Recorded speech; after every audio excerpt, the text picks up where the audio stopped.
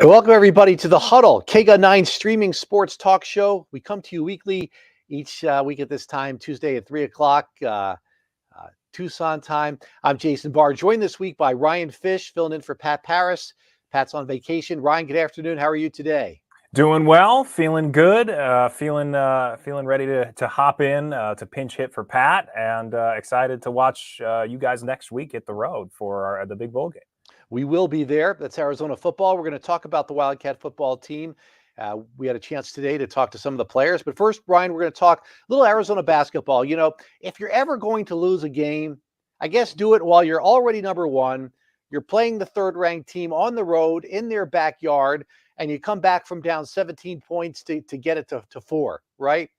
And you do it when the other team's pretty much having a couple of guys having a career night. So while you don't want to lose a game, that was the whole point of having this challenging, tough, non-conference early schedule to play different types of teams. And this was a team with a 7'4" big man, Zach Edey, who's the National Player of the Year, but also who got great guard play in the win over Arizona over the weekend. Yeah, and that's exactly, you hit it on the head. This is why it was such I think, a great move to schedule their non-conference schedule the way the Wildcats did this year with so many good teams. And to this point, like you said, I mean, number one in the country until this past weekend, and they don't have that anymore, but they've looked so dominant, the Wildcats have, in every game until this one, where they were, I don't want to say exposed a little bit, but they struggled in ways that they haven't so far this year. And I think Tommy Lloyd said it perfectly. You know, maybe losses aren't a good thing to have, but experiences are a good thing to have. They went to a hostile environment, played a really, really good team,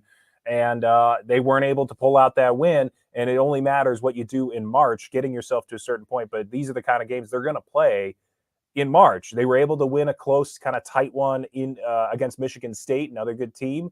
That kind of resembled a tournament game. This also resembled a tournament game. They weren't able to win this one, but I think that's something that you take with you, and hopefully they learn some lessons from this one, both gameplay-wise, strategy-wise, but also just mentally being in that situation.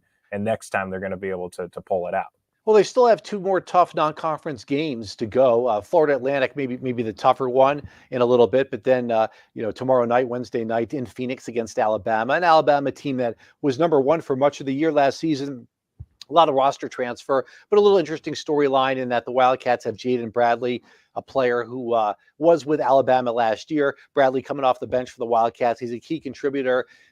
Was dealing with a little bit of turf toe earlier in the season. Looks a little bit better now, but Arizona gets right back on it and plays tomorrow night against an Alabama team in Phoenix.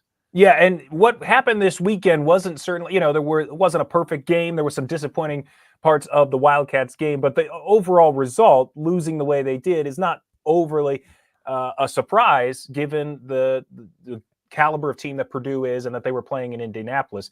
I think tomorrow night's game is going to tell us even more than this weekend's game told us, because Alabama, like you said, maybe not the same level of team that they were last year, but this is still a team that's quite talented. They lost to that same Purdue team in a game in Canada by about the same exact score that the Wildcats did. And then they lost a really close game on the road against a top 10 team in Creighton. So this Alabama team is really good. And even though it's a de facto home game, you could say, in Phoenix for the Wildcats, now is really going to be telling. I'm really interested to see how they play tomorrow coming off a loss. If any of those struggles carry over into another game against a quality team, it's a really quick turnaround just a few days after that loss. Really interested to see how Tommy Lloyd responds as a coach and how these players respond after the loss with not that long of a turnaround. Yeah, I think the idea with this non-conference schedule, Ryan, was not just to play tougher teams, but to play many different types of teams. Because if you look at what tripped the Wildcats up in the last couple of years in the NCAA tournament, you had a really big physical Houston team and maybe a team a couple of years ago that they hadn't seen that year. And then certainly, you got Princeton and their backdoor cuts and what they did last year. So that was kind of a situation the Wildcats ran into. So I think it's a combination of not just playing good teams in the non-conference schedule, but playing different types of teams and teams maybe that you don't really see in your Pac-12 schedule.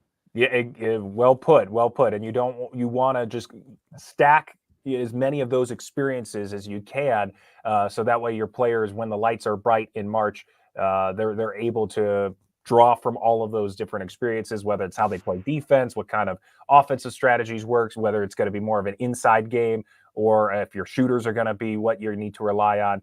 And I think that was important too. And guys, I think the guard play was a big one in this game. When you have as big a guy as Zach Edey, maybe that grabs the headlines at first. But really, I think the guard play is what defined the Purdue game. Purdue's guards played really well. Arizona's guards that had been dominant for the early part of the season, Pelle Larsson and Kylan Boswell, did not play that well. And so I think Boswell was on the bench for a big part of that second half. I was surprised. They did a good job, Ryan, containing Edey. It's the too many opening shots with the opposing guards. Yep. And whatever, that strategy may have worked against Edey, but it wasn't good enough of a strategy to win the game. So I think that, from a coaching perspective, is something Tommy Lloyd should keep in mind, going forward here when you play against big guys. The drop coverage wasn't quite what they needed to pull out the win this time. And Kylan Boswell's been a revelation. He's been an elite player really since he started playing. He's still so young, and when you have these games where he struggles here, that's why I'm really curious to see how he comes out tomorrow night. Given that he was on the bench for a while, did not play that well, I'm really curious to see how he responds. And given the kind of player he is, I think he will respond. But I'm just curious to see how tomorrow night goes. So Arizona only drops to number 4 in the nation. You do want to see them be the top team in the West. You want to see them go through the West. I think that is really is an advantage to be able to do that. I think that's kind of cost them a little bit in the past. So, I think as an Arizona fan, you're rooting for this tough non-conference schedule, and sure, and you're rooting for a lot of wins. But I also think kind of big picture. I know it's a March, but I do think you want to see them be that top team in the West and to go through the West, where this year the Sweet 16's in LA, and of course dream scenario the Final Four. So good to see them stay in the top 4, and they're right there. And you can't have a more quality loss than a team that's number 1 in the country. I know some of their earlier losses, their earlier wins, that is Michigan State and Duke, haven't looked as good, and maybe don't make those wins seem as good. So at least if you're going to have this, at least Purdue be number 1 team in the country. Yeah, and that makes a lot of sense. And Purdue did what good teams do. They had a loss to Northwestern, unranked Northwestern, a game that they did not play as well as they usually do, and they've really responded since then. And the Wildcats, this loss a lot better than that loss, and let's see if they're able to bounce back. We get go ahead. You could take that, or the comment that we could just no, I mean, Wildcats are going to get everybody's best team, everybody's best game, I should say, when they go up against the number 1 team in the country, or the number 1 team in the Pac-12. I don't know what you mean by a lucky year all around for the Wildcats. The luck would be, I would say, is if this is the year they finally do get to the Final Four. It's 100 miles away. That's where the luck would be. Nicole, air my story. It's been 8 years. Oh yeah, well, I don't know what that is. Listen, you can take that somewhere else.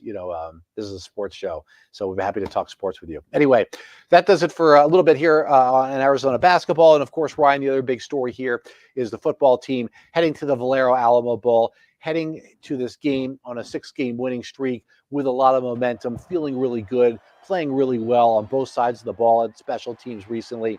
We had a chance today. They had a little media availability, so we talked to some of the players. And Ryan, your thoughts on what you heard from a Michael Wiley, from a Noah Fafita, and what your thoughts on where this team is right now as it heads into really one of the more prestigious bowl games, and the bowl game that's of the highest ranked teams not playing in a New Year's Six game. They seem loose. That's what I got from it. They seem loose but focused. It seems like a good place for them to be. They seemed like they were taking the game seriously. That's college bowl season. There's a lot of players opting out for getting ready for the NFL draft, which we do have that situation with Jordan Morgan here. We'll get to that. But they seem like they were taking this game seriously, that they're excited for the opportunity, but they also just seem appreciative of where they are as a program. The vibes are good. Just to boil it down to that, they seem really happy with the progress that they've made. Their offense and defense have been spectacular this year. The defense has really stepped up, and I think you got that when you talked to Fafita and Wiley, were 2 of the players we talked to on offense. They just seem appreciative of how far they've come as a program, even since the beginning of this year, when they had those tough losses to start the year. They've really just hit their stride, and they don't seem worried about the layoff either. They just seem like they're ready to go and in a good place mentally. So I think if you're an Arizona fan, it was encouraging to hear what they said today. Yeah, you mentioned Jordan Morgan opting out, the starting left tackle, but Oklahoma's got more players opting out, and especially with their starting quarterback. So if you're going to go with an opting out thing, that'd be an advantage to Arizona. But you never know. I mean, look what happened in the LA Bowl. UCLA's quarterback gets hurt, the next quarterback comes in and it turns out to be the offensive MVP of the game. So you don't know, how anybody's going to perform and do that. But certainly, it doesn't hurt Arizona that Oklahoma's quarterback's already on his way to Eugene, Oregon. Yeah, Dylan Gabriel, probably the top transfer target in the country, quarterback-wise, if not close to it. And I guess good luck for the Wildcats there that they won't see him. But their backup, Jackson Arnold, is highly recruited, highly regarded. And so you never know. This may be his coming out party, and the defense has to make sure they're ready for that. It's not only Dylan Gabriel that's the only piece of that Oklahoma offense that was so good this year. We think about how prolific the passing has been for the Wildcats this year with T-Mac, with Jacob Cowing, with Tanner McLaughlin. Really, really amazing job, again, by the offense in the passing game, and yet Oklahoma had even more passing yards this year among their quarterbacks. So it's going to be a big challenge for the defense too, and I think that's what it's going to come down to. The defense has been awesome this year, and that's a big reason why they've improved so much, the Wildcats, why they have a chance at 10 wins, and that challenge is really going to be the biggest one yet, or close to it, when they get to San Antonio next week, because this Oklahoma offense is no joke. Yeah, and you talk about one of the things that was brought up today was how few Arizona players have entered the transfer portal. I don't think any starters have, right? Not No. one starters enter the transfer portal. I mean, just look at Oklahoma; their starting quarterbacks entered the transfer portal, right? So not one starter in Arizona football has done that, and that speaks really well to the team, especially when there's this cryptic NIL situation. You don't know how much players are getting paid at each place. Could a guy really go and get a few extra bucks somewhere else? And is he being loyal to Arizona? It's hard to believe that he'd be getting more money at Arizona than some of the other places, just based on how well some other places have been. But it's funny, Ryan. There was some chatter online that Teteroa McMillan was going to hit the transfer portal, and people assumed that he was going to do that just because he's the top returning wide receiver in college football. And why would you stay at Arizona if you're the top returning wide receiver in college football? You might have the pickup places that you could go. In fact, though, they don't know the whole backstory and on how close he is with the quarterback, Noah Fafita, and how they played high school football together. And I'm like, T-Mac's not going anywhere, right? That's what I have to say to that. Did that come up at all? I know you talk with T-Mac. Did that come up at all? It didn't. He wasn't asked about that today. I didn't think to ask him about that.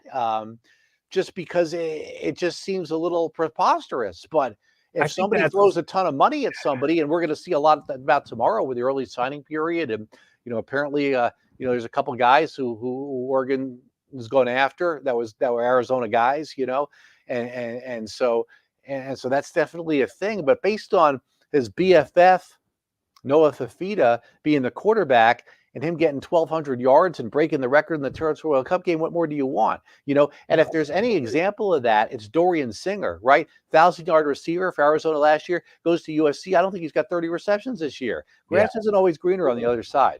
No, and I think that has to do with the coaching staff too. And that's what I was getting to earlier when I was saying it felt like good vibes. It felt like the team had a good mentality, that they're excited for this game and they're happy with where they're at as a program. I think the coaching staff's part of that too. A part of the reason why you're not seeing big time players ready to go to a bigger program or maybe a bigger payday. And this was brought up with Trayton Stukes, who spoke today. He was quoted with some of the other reporters asking about this very thing, why we're not seeing a big exodus in the transfer portal. And he said, quote, "This is not like a fake program. When you come here," we did hear that today, a fake program. Yeah. Which I don't know if he's alluding to anywhere specifically that is a fake program. I wonder where he heard that. I never heard that term before. He said, "I feel like those guys are my brothers in there, and the coaches, I feel like they truly care about me as a person and not just a football player." Michael Lev from the Daily Star writing that quote out, and part of the group that asked that question about why it is Arizona's not in the same place that other programs are, where it's kind of this tons of players leave. And we knew we would get to this point with all the different rules changing, the transfer portal, NIL. Players are going to go and seek out what's best for them. And I think that's in general a good thing, but it has created this wild west of almost free agency in college football, and players want to stay here for the most part. And I think that's a really good sign for fans, but the coaching staff, it's a testament to what they've been able to do, because players are excited to be here. Jason Barr, Ryan Fish coming to you here with the Huddle. A little chilly in the room that I'm at here at the KGUN9 studios, so that's why I'm wearing a suit jacket. All right, what's going to happen with the U of A sports program with its financial mess? I don't know that money comes from different places, right? Right. This person's alluding to the $240 million lost money. I don't know if that's specifically with athletics. One specific answer is they are going to raise ticket prices. They have said they're going to do that.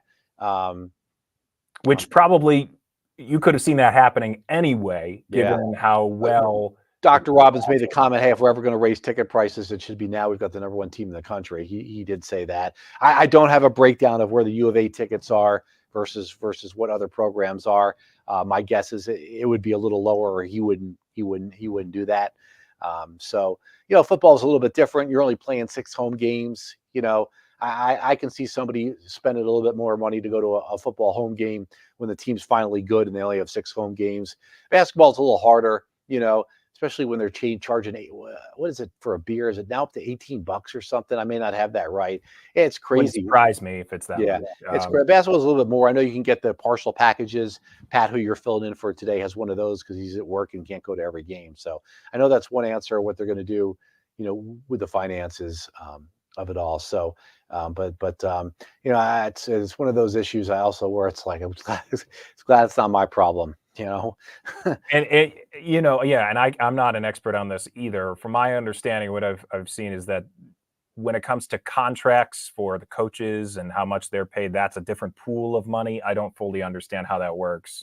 But I know that conversation also comes up because I believe, Jed Fish is in line for a raise, as well as the assistant coaches, and that's being worked out. But that comes from what I believe is a different pool of money. We aren't under the hood. Yes, that's a good way to put it. Yeah, we aren't under the hood with that. We only know for sure. We have not had any information sent our way other than what's officially out there. And I did put in an interview request, and it was for a story like this, and it was denied. And the request I had was, well, the bowl game they're going to, how much money does Arizona get to keep for that?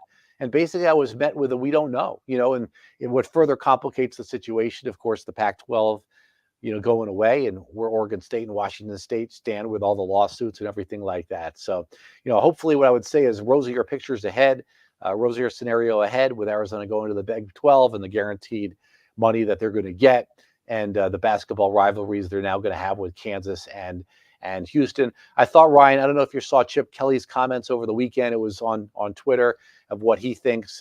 He thinks UCLA should still be playing Arizona in softball and basketball, and it just should be a different conference for football, where that generates so much more money than the other sports, and it plays so much fewer games. It wouldn't cost the other teams with the travel and the elimination of some of the rivalries with softball and basketball with UCLA. I thought he was making some of the comments and points I thought were interesting. Some also I thought were unrealistic with 164 team conference or whatever he was saying. So I thought some of it was valid and interesting. The other part I was like, that doesn't seem right. Yeah, something about that kind of galvanized a conversation about whether there should be a commissioner overseeing everything to kind of help with some of these issues. But I don't see anything like that happening in the near future. And the NCAA's power has really kind of given way to the conferences here. And that's exactly what we thought was going to happen. And now with these mega conferences getting more and more powerful, I mean, they're really calling all the shots. There's not a central body that feels like it's in control anymore. And it's going to be really interesting to see how it plays out next year with all the changes and what the Big 12 is like. But yeah, I mean, in an ideal situation, you keep those rivalries in sports, what they've already already been developed for generations. But I think that you're going to gain a lot with this move to the Big 12, and unfortunately, some of that we're going to lose. And hopefully, we can eventually get back in some non-conference agreements and scheduling. But I think next year will truly be the start of something special. But we're going to end up losing a lot too. All right, so I wanted to do the huddle today because I want to tell everybody about next week's plan. So it'll be Pat and me next week. That's the plan for the huddle and the final one of 2023, but it won't be at the same time. The plan is to do it several hours later at a barbecue restaurant in West Texas on our way to San Antonio. Do you have reservations there? Or they've already been made, or No, but that's a good point. I should call, especially as we get closer here to the holidays. can they set up like a stage for you guys, or microphones or anything like that? Or I don't know. I think don't think we this should place really that I dig have in into mind this. has a green screen. Okay, Okay, fair enough. I'm not sure they do. It's a little simpler there. So, but that's the plan, and sometimes plans go well, sometimes plans don't, but that's the plan for next Tuesday, to have the huddle done there. So, and talking about Arizona and Oklahoma and the Valero Alamo Bowl next Thursday. So that's the plan. So, Ryan, thank you so much for filling in and helping us out today at Arizona Stadium with the interviews and with the huddle. Thanks for having me, and I won't be on the road with you guys, but I'll try my best to be tuned in and eating barbecue at the same time, so feel like I'm there. You'll be there in spirit. Maybe you'll be maybe you'll do the show as a backup. We'll see what happens. Either way, I want barbecue to be involved, so we'll just put that out there. I hope it is. Sounds good. Yeah, for sure. I mean, it was a place we had on the way back from San Antonio the last time we went with the Sweet 16. So we know it's good. Hopefully, a better drive back than last. A happier ending for the Wildcats in San Antonio. That's true. We do wish that, and hopefully they can get their 7th win in a row and 10th of the year, which would be something. All right, for Ryan Fish, I'm Jason Barr. This has been the Huddle, and Pat Paris. This has been the Huddle, KGUN9's weekly streaming sports talk show. Thank you so much for tuning in, both live here and then where it lives on OTT. We appreciate it, and hope to see you back here at the same time next week.